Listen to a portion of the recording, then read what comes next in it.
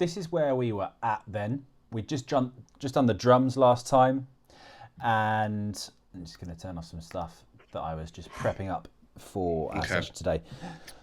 So we were just doing the drums last time. We'd gone through and we'd done all the kind of normal stuff, EQ, compression, that sort of thing. And we thought that our drums were sounding much better. So let's just refresh our ears. Okay.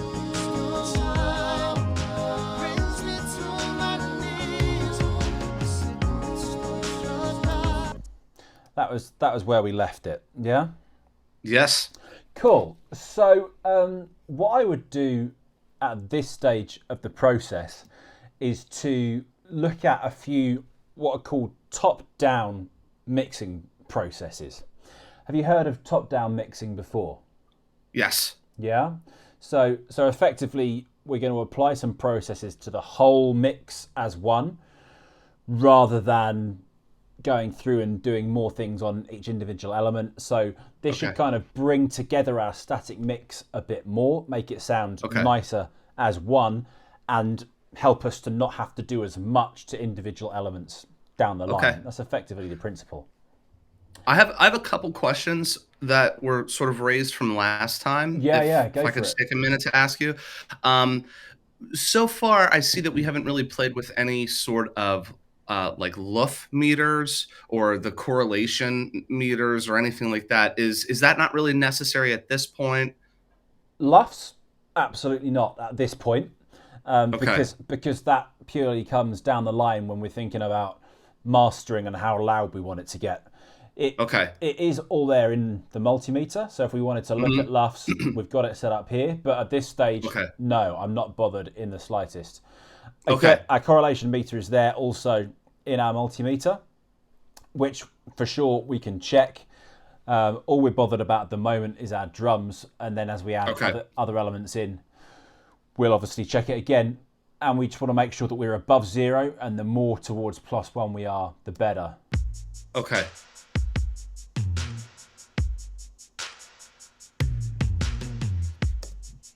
So we're in a good place, yeah? Okay, great. The only thing that we're worried about at this point with that is obviously making sure that we're staying mono compatible. And by all means, we can check our mono compatibility by having, if we put an image, the direction mixer, we can just stick that down to 0 to make our mix mono effectively. Okay.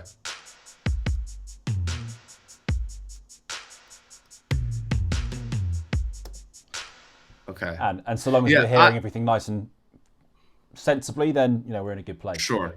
Okay. I wasn't worried about it. I just wasn't really sure at what point in the process that something like that would come into play. Which kind of leads me into another question too. Would you save automation for the very end? Yeah, I would. Okay. Yeah, I'd basically work through every element of my mix, so that I've got the best version of a static mix, and then I can automate at the end. Okay. And then my last question would be, I've used a spreader before, one of Wave's plugins. I think it's either PS22 or just P22. PS22 spread. Yeah. Would you... I really liked what you did last time by using the tape delay and I don't recall the exact measurements you use, like maybe like 1 millisecond and 12 milliseconds or 10 or something like that. But you used that, and that kind of spread out the sound and was sort of doing in some ways what the spreader does. Obviously the spreader's different, but would you tend to default to something like a tape delay for getting a spread on certain elements, or would you ever use something like this? Yes, I would use something like this, is the short answer. The slightly longer answer is I would try to only resort to a spreader once I'd gone through all the other processes in my mix of trying to allocate things, places in the stereo field, doing proper frequency allocation, that kind of stuff, which are all things that we'll cover. And when I still can't get the separation between things that I want, then I'll look to a spreader to try and make something a little wider, but there are multiple other things that you can do, such as mid-side EQ, for example, that will allow you to do more constructive processes than a spreader. With a spreader, depending on how you use it, you could end up creating phase cancellation issues for yourself, potentially, not for certain, but potentially, where other processes like mid-side EQ, like frequency allocation, like carefully positioning things in your stereo field will certainly not contribute to phase cancellation. So it would only ever be the last thing that I'd look to if I still can't get the separation that I need.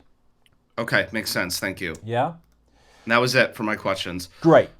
Okay, so what I thought I'd do is just, I had a little play in advance this morning of the kind of top-down processes that I would put on this mix to begin with. So all I've done is a few things on my instrument bus, a couple of things on my mix bus, and then that drew my attention to one other thing in our drums, which I've addressed here. So let me take you through what I've done, right?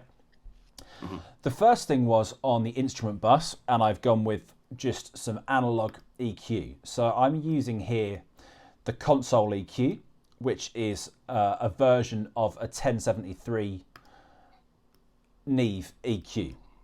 Now, I've pulled up the Shep 73, which is from Waves. This is the famous Andrew Shep's 1073 EQ model, and I've replicated the settings across purely and simply to demonstrate to you how similar these two things sound, because it surprised me how much alike they were, which is, I guess, just another way of demonstrating that you don't always need to go and spend money on a third-party thing, because quite often you can do things in the box. So let me take you through the moves that I made here.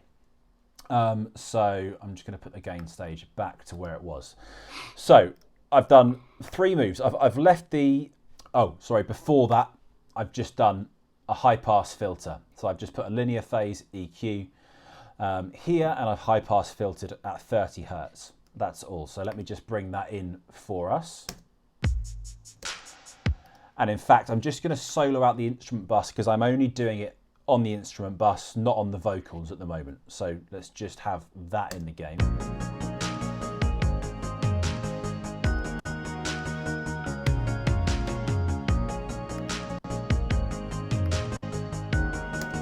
So basically that's doing nothing that you can really hear. It's just going to keep that bottom end a bit tidy, as we've mentioned before, just keeping things tidy. So then on the Neve style EQ, this 1073 style EQ, three moves. I'm doing a low shelf. I'm doing a kind of a notch little, not a notch, I'm doing a little boost in the mid-range, and then I'm doing a high shelf as well. So let's just bring those three moves in one at a time. The low shelf first.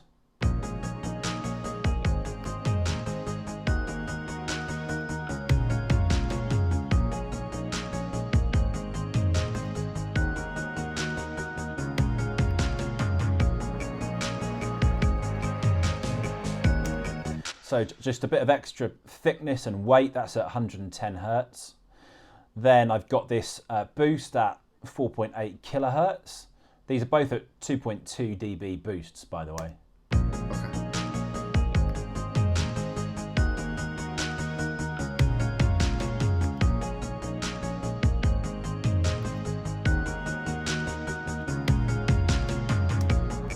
So just a bit of clarity, a bit more presence there. And then quite a big boost at 4.5 dB. And this band is fixed at 12 kilohertz. So you'll notice there's no frequency adjustment. It's just the shelf is at 12K, and that's where it is. So let's bring that in. And this is quite a big difference.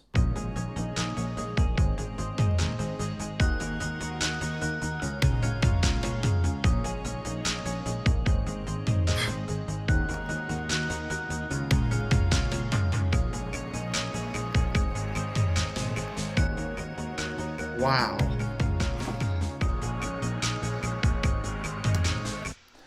Wow is right. It's like, oh my God. those three moves and that whole static mix. Bearing in mind we haven't done any processing on the other elements, is like so much better. It's got clarity, it's got brightness, it's got a bit more thickness. Absolutely, it just lifted it completely. Totally, and that amount that I've cut, obviously, I pre-worked out that was the amount that I needed to gain stage. So, so that's why I went straight to that value. Are you basically just making those adjustments by ear as you're listening to the mix, just as you go through each of the dials? Yeah, pretty much. I mean, coming with experience, I know that on a mix bus, these are the frequencies that I like to go for. And so it's a good starting off place for somebody like me. It's a great starting off place, exactly. And for you, I would save that as a default. Sorry, not necessarily save it as a default. Save as a patch, so that you can just dial it up, and then you can tweak as you wish. But it's a really great place. And I just thought that it would be really interesting to A/B it with this. Here's something that cost you, I don't know what, it's probably $30 on Waves, because that's the magic number they like to pick. But they basically sound identical, Okay.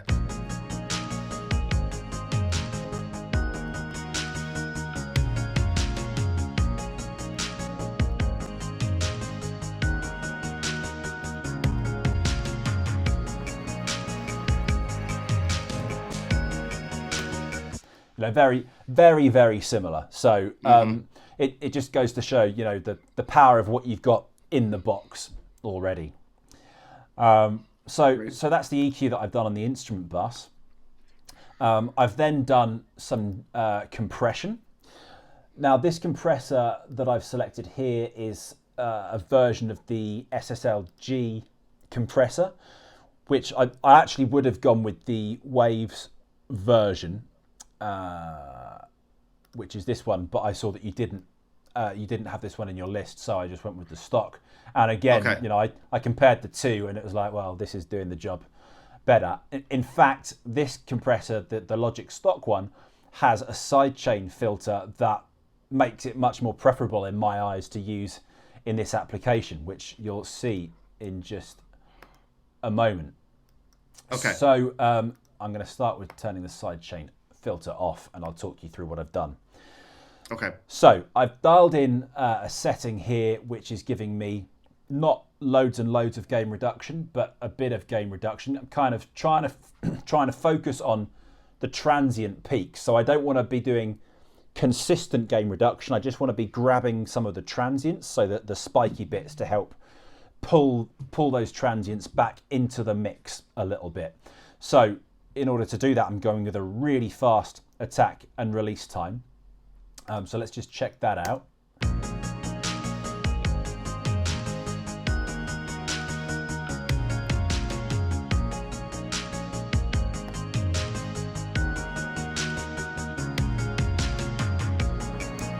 So you'll notice our gain reduction meter is moving really fast, which is the fast attack and release. But actually, because of the prominence of the kick at the moment in our mix, it's kind of grabbing too much kick.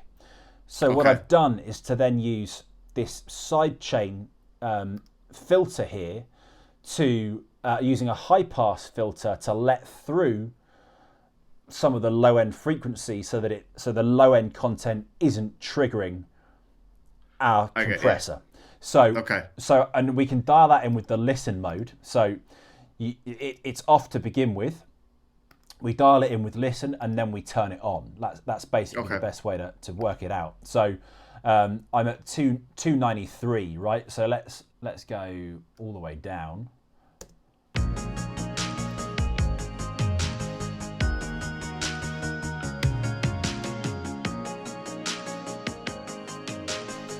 So you see now the kick is not setting off that compressor hardly as much.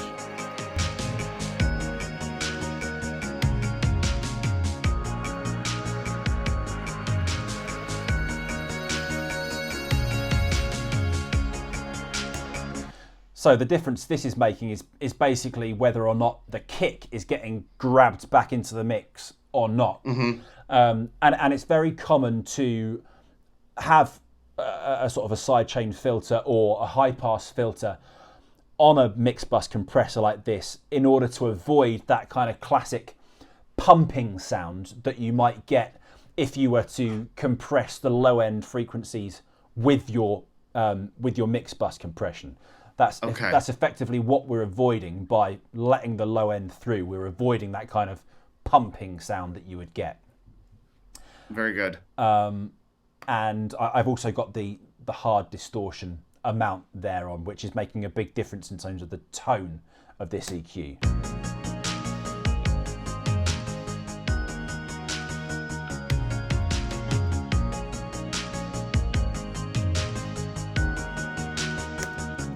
And again, I've gain staged and it only needed a little rasp shaved off there. So those two things alone are making a big difference. I'm going to get rid of this Sheps here now that it's served its purpose. Okay. So let's just A/B those.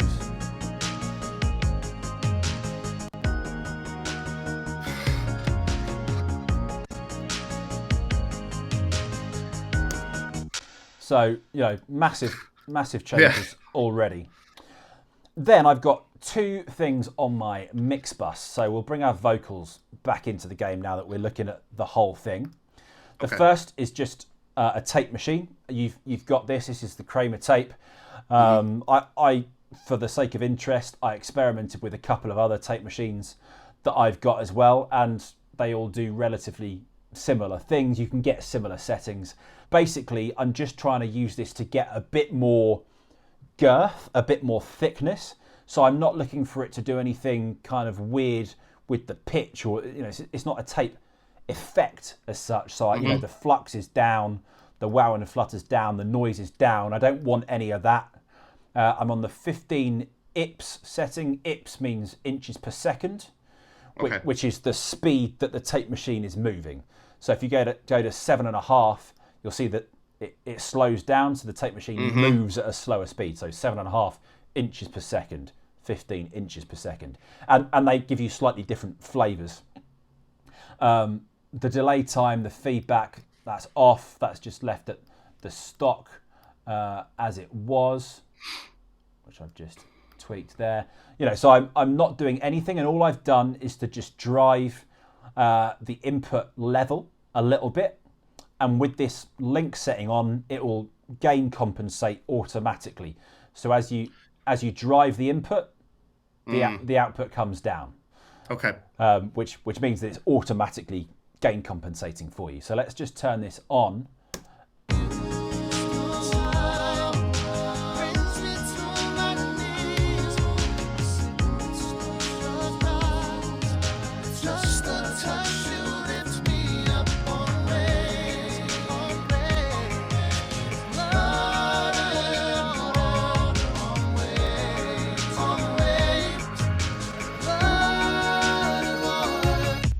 So very subtle, very gentle again, but that's helping. Okay. And again, anything that you do that's kind of analog-y is gonna give you some level of very subtle saturation. That's what an analog model is there to do. It's there to saturate, and every time you saturate, it'll always help just to bring things together a bit more. It'll always glue things a bit more as it distorts them together. It's gonna help tie them together, that makes total sense. Which is part of why I will always go to analog processes on these kind of group settings. And then the last thing I've got here is a limiter. I checked, and you've got this limiter in your list, and I'm not actually looking to limit at all here. So I'm not doing any gain reduction. All I'm literally using this for is to bring the level of what we're doing up so that it's at a slightly louder level, so that we can perceive it in a slightly louder way. That's all. But I'm not looking to limit. I'm literally just turning it up, basically. Okay. So here it is.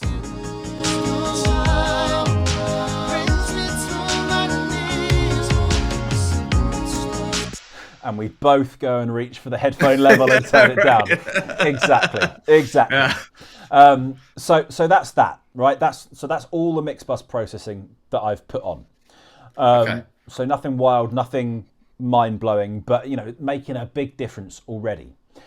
And when I did that, and particularly when I put on the limiter, to me, it was drawing my ear towards the kick and making me think that kick is now sounding a bit pokey, a bit sticky for me.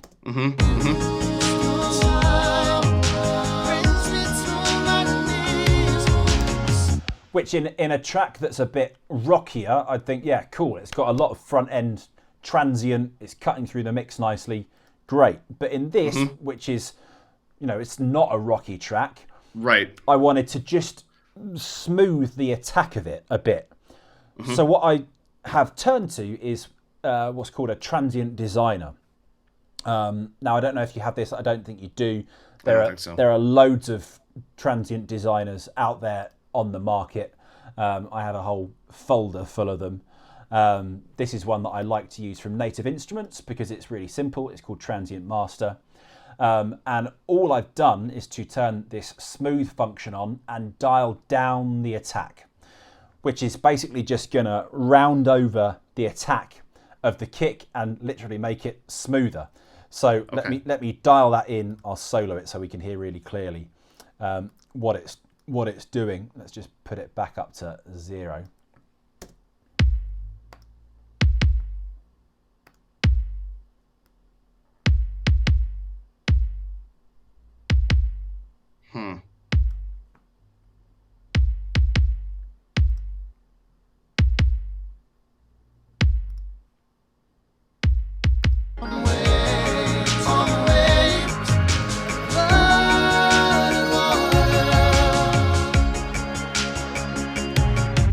So I was just wanting something that's just going to help it sit back in the mix a bit more and stop it kind of jabbing.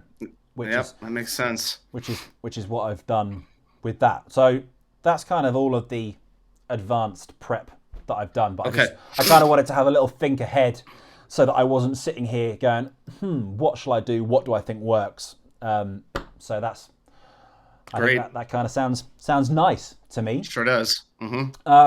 So let's crack on with our bass, shall we? Let's do it. Cool. Okay.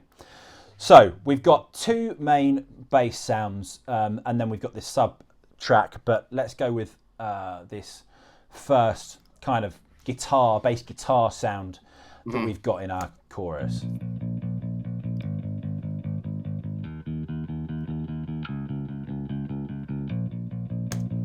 So sounds great. I'm assuming it's a live recorded bass. You've played that in. I didn't play it. I have a friend who plays bass, but cool. Yes. But it's a nice live sound. It's an actual person. Yeah. Which is great. Now I love, and I don't care what people say to me in comments or on whatever posts, I love these CLA strips. I think they're great. And the CLA bass, and CLA guitars, they both rock. But this plugin, it's basically designed to do a bunch of great stuff under the hood that saves you a load of time. And it does exactly that, right? And the presets in it are great. Even the Start Me Up setting is awesome. And that's where I'd start. So I'm literally going to chuck that on, listen to it, and then think, what do I want to do with that?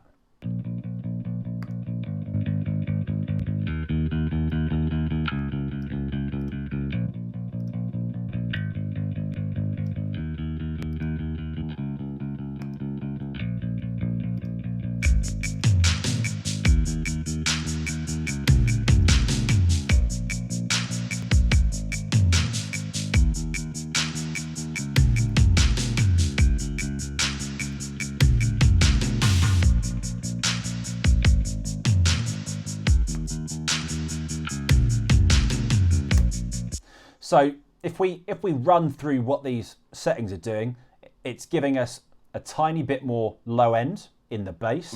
It's giving us quite a lot more of the kind of the treble, the kind of presence of the instrument.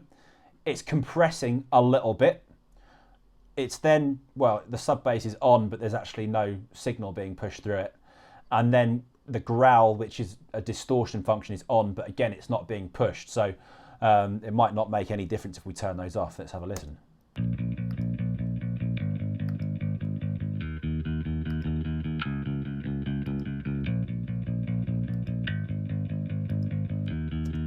nothing noticeable to my ear.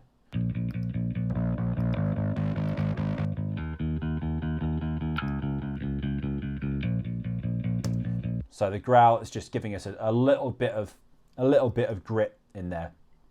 Okay. So I'm just going to leave that as a starting point, and then I'm going to work through my other processes. So now I'm going to go with some EQ, some compression. I'm going to use just the basic channel again to start and do a bit of subtractive. Okay. Bottom end's already tidied up a lot.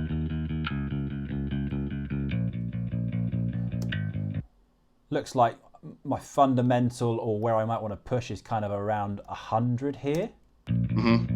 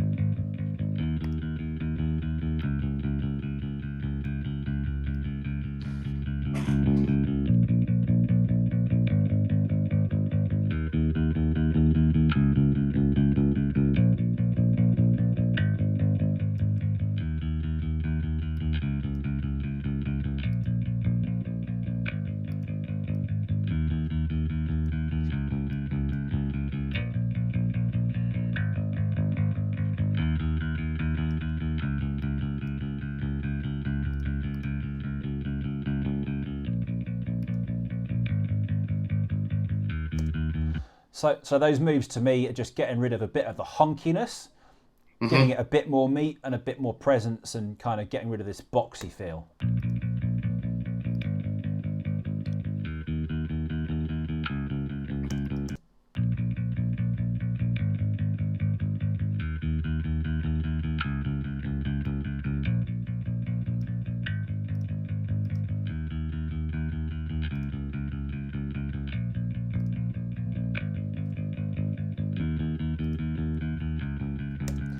Just feels quite a bit rounder to me now.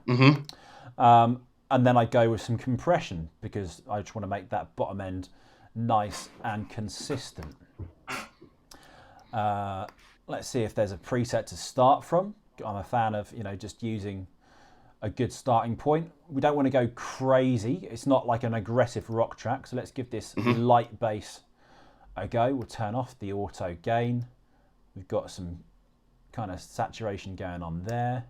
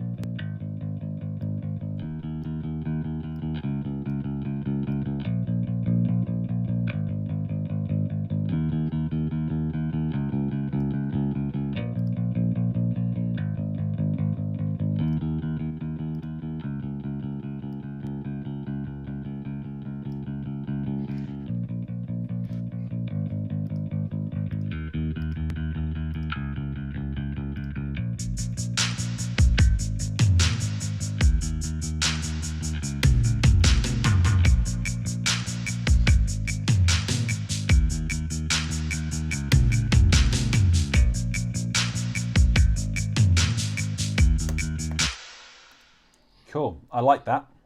Now I just want to check our kind of kick and bass relationship here, just to hear if they're sitting nicely or if they're kind of fighting a bit, because it's, as I'm sure you know, very common that kick and bass will kind of try and beat each other up.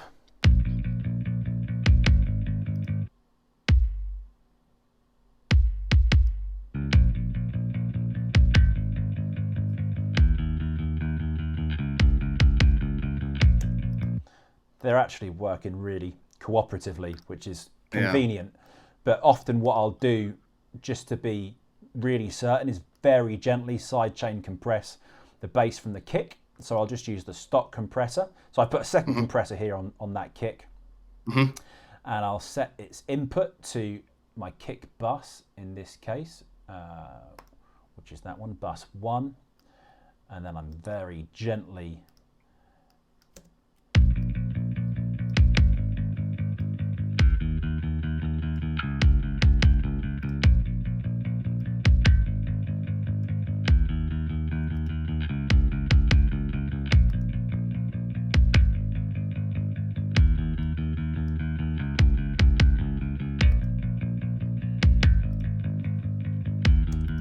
hardly noticeable, but just helping to allow the kick to push through the bass when it's striking. Okay. Okay, and I'm going to leave that bass channel as is, and let's go to this synth bass next. Okay.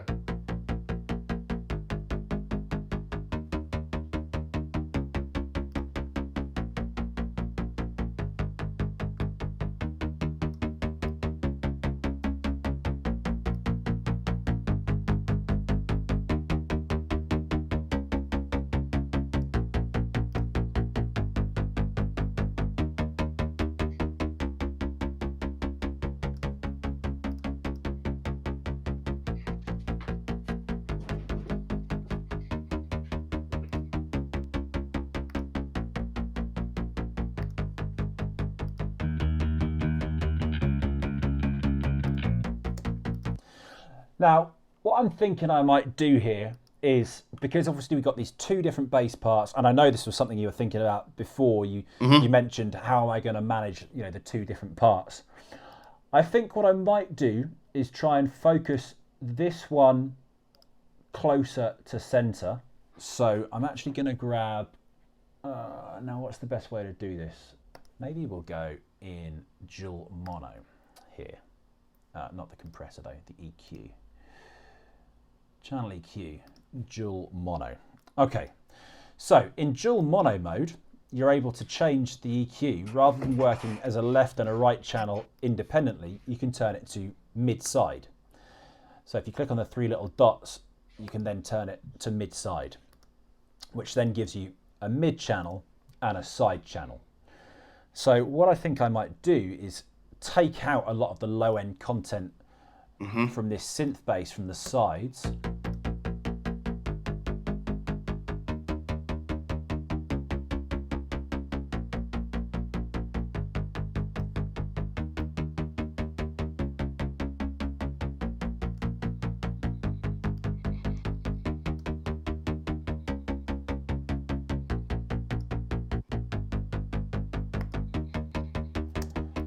And then focus the low end in the mids.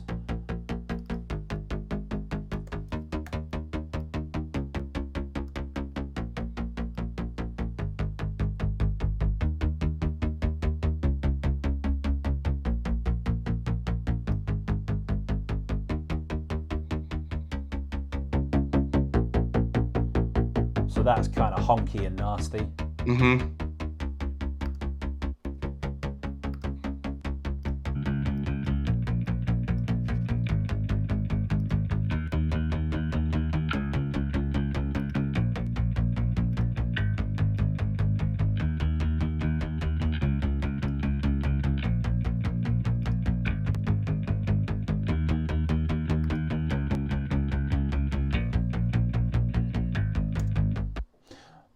That's sounding clearer now. They're sounding more like two independent parts. And I'll also check my kick synth bass relationship as well.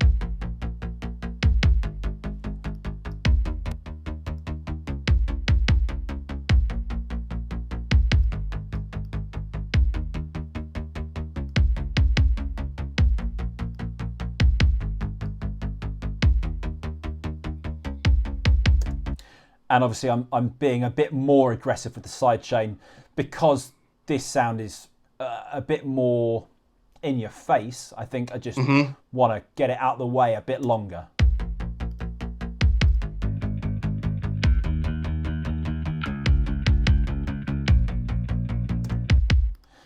And then I think I don't think I need to EQ them together. I'll check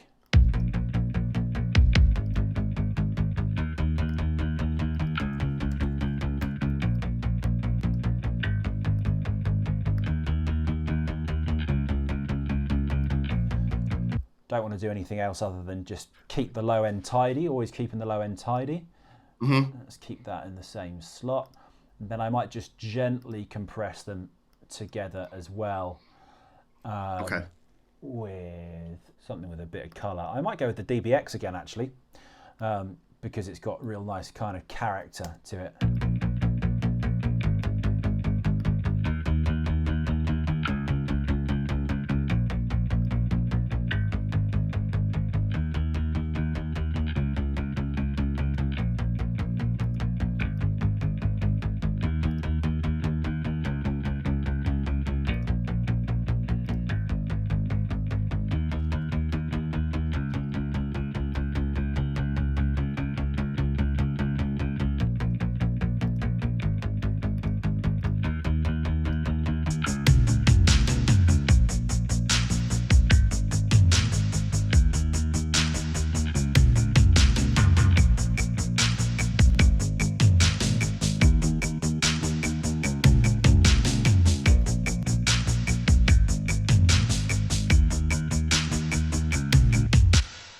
So much more clarity. Like you can hear it. It's got space. It's not muddy anymore. It's like, okay, nice. Yeah, absolutely.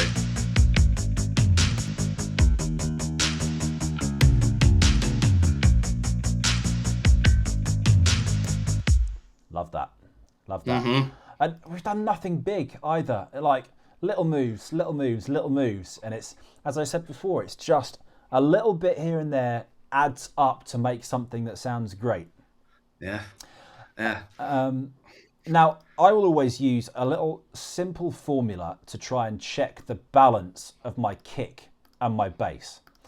And I don't know if you've seen me use it before. I'm just going to turn off the limiter just whilst I do it. In fact, no, I'll keep it on for safety. So, what I'll do is I'll just play the kick on its own, and then I'll I'll trim this VU meter until the kick is kind of punching at -3.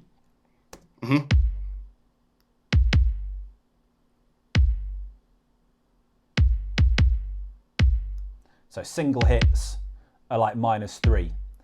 And then I'll bring the bass in, and when the bass and kick strike together, I want it to be popping at like 0.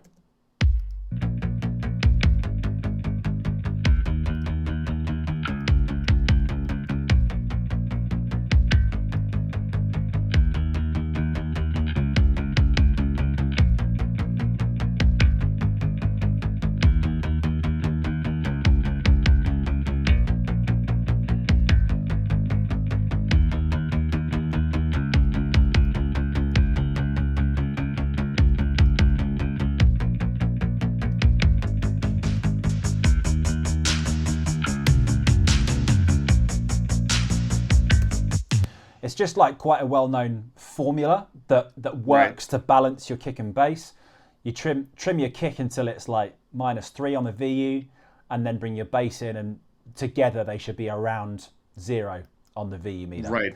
And I just used the output gain in my compressor just to bring that level up, rather than using the level, or rather than putting on a gain plugin. I just used the trim on the compressor there. Then obviously we'll make sure we bring that back where it was, and we can turn it off anyway. So we haven't done anything destructive to our mix. Cool. So I like that for now. The other thing that we've got is the bridge here.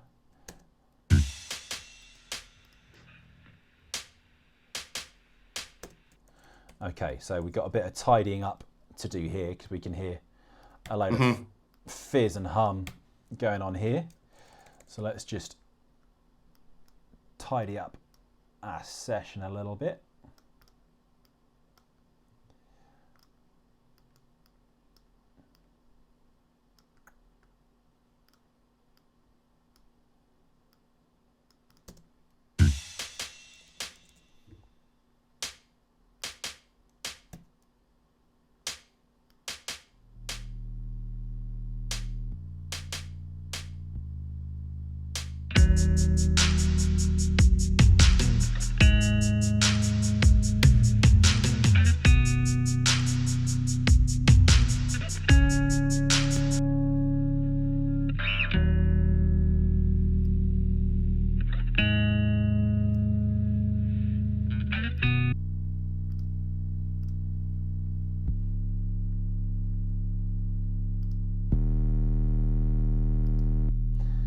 could go drastic.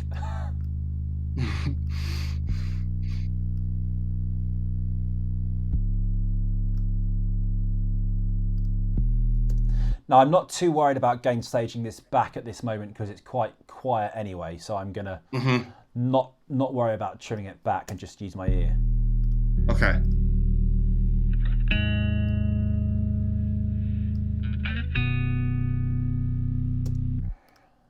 I just want it to be kind of thick and...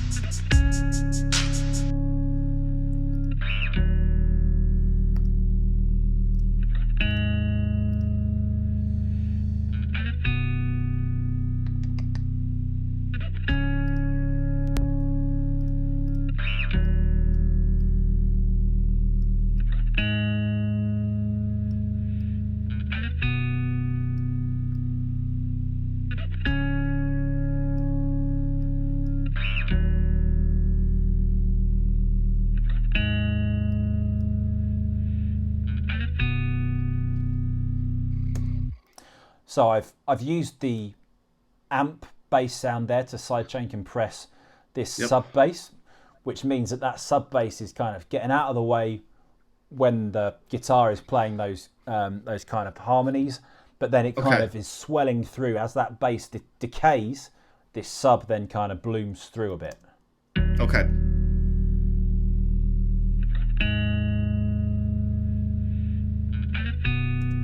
You can kind of hear it kind of blooming afterwards. And for sure we'll need to do a bunch more work on this bit, I guess, when we've got the rest of the mix there in context. Okay. But I think for now, unless you're opposed, that's sounding all right for the time being. Yeah. Cool. Okay, let's look at some keys then.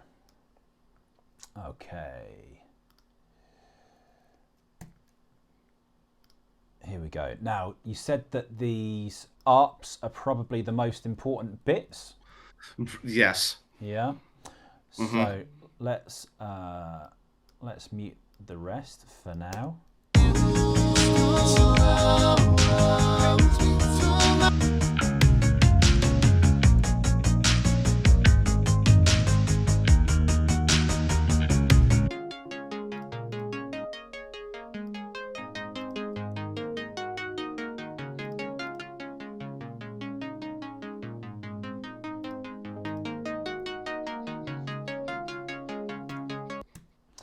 Now, I don't actually see a need to process them separately. I think they sound nice as one. Bearing in mind we've got the blend of the two quite nice. We can drive them both individually just a bit.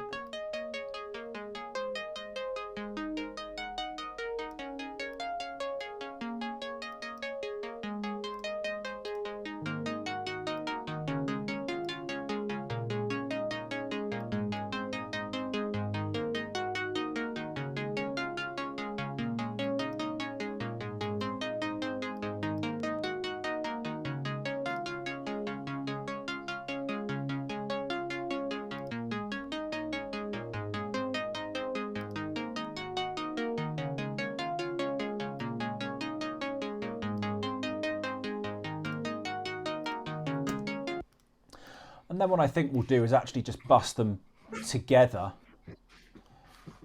So we'll hit up bus 2 here. Here it is, over here, bus 2. Let's put that here in our keys. Let's call it bus.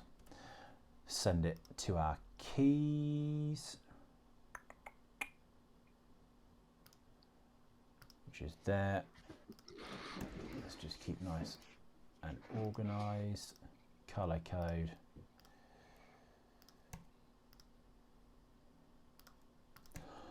All right, so I think again I'm going to use some of that kind of mid-side EQ to give me a bit of space in the center.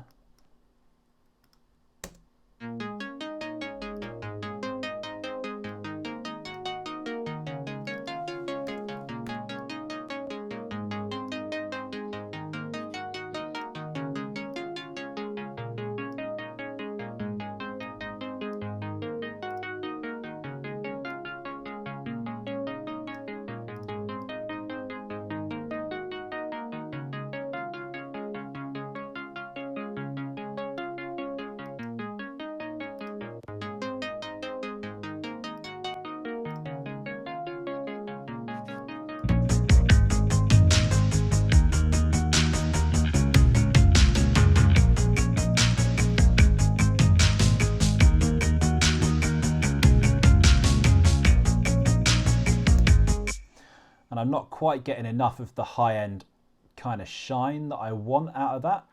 So I'm going to go to that vintage console and I'm going to put it in with the shelf here.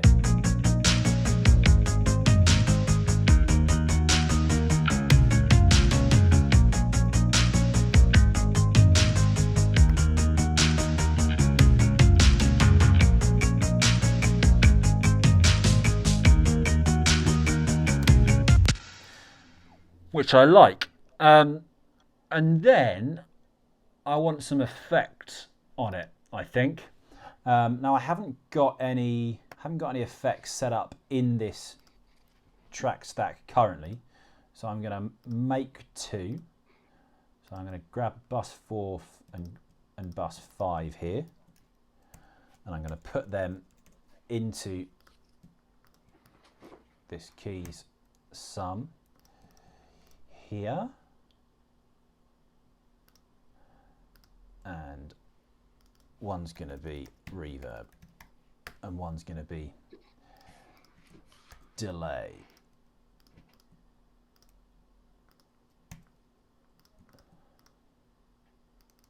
Oops. Okay, let's dial this in. Now you've got Valhalla, haven't you? And Valhalla sounds great for like washy stuff. So this is. I just have a couple of their free ones that I downloaded just the other week. I barely even touched them. I mean, even the free ones are awesome. You have. They were pretty cool, yeah. Yeah, you got Supermassive, right? So let's chuck that on here. The presets are great starting points. Again, let's even try this splashy synth.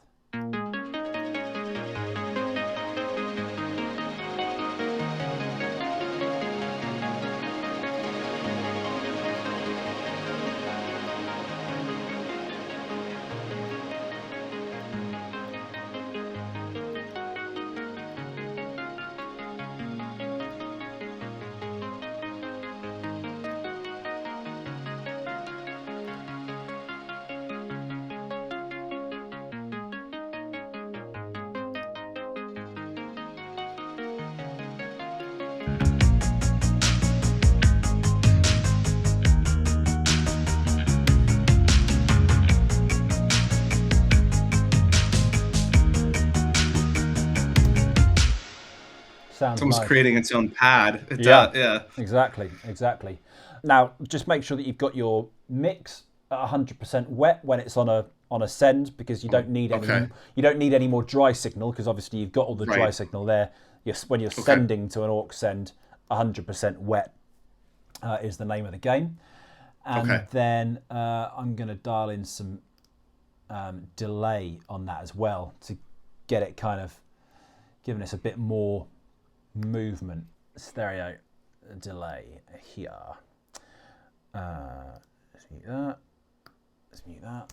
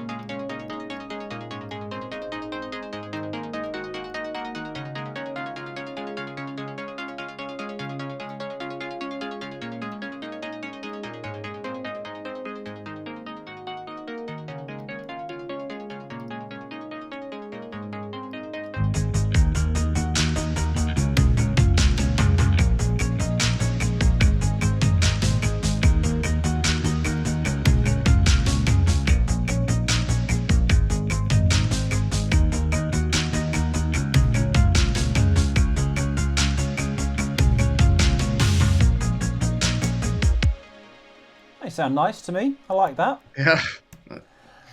Okay, next most important thing. Maybe we should bring in this piano just cause, pianos are always kind of key, aren't they?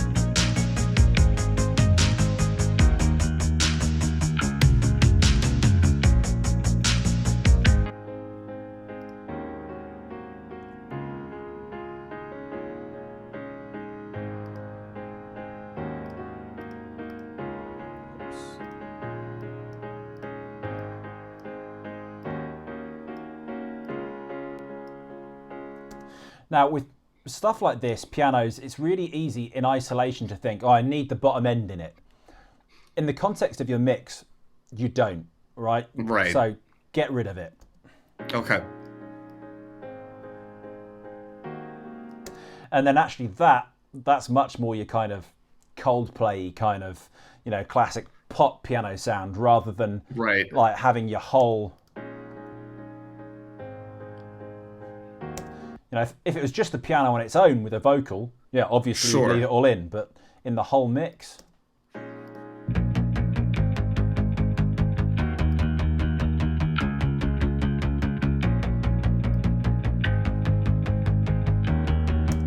It just gives so much bass, room for that bass to come through. It's like, blows my mind. Yeah.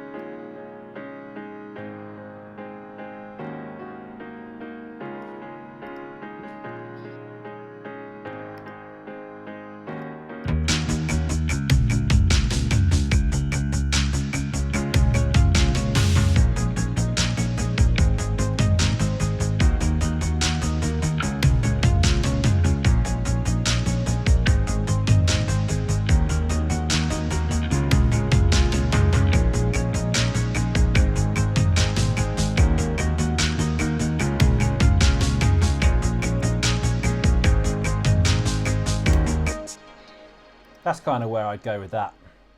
Yeah. Yeah? Yeah. Nice. You got any questions or things that you want to ask me on this today? I know we covered quite a lot of ground in quite a short space of time again.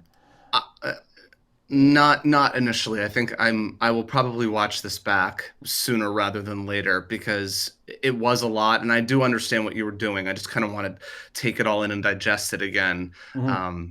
Because again, I mean, you said it a bunch of times and it's so true. It's just these subtle changes are just, it's blooming. It's just really, it's really exciting to hear it. I mean, even through the internet connection, it comes through pretty strongly. And then obviously when I have the file in front of me, on my monitors, it's pretty incredible. It's really exciting to see it come together. So awesome.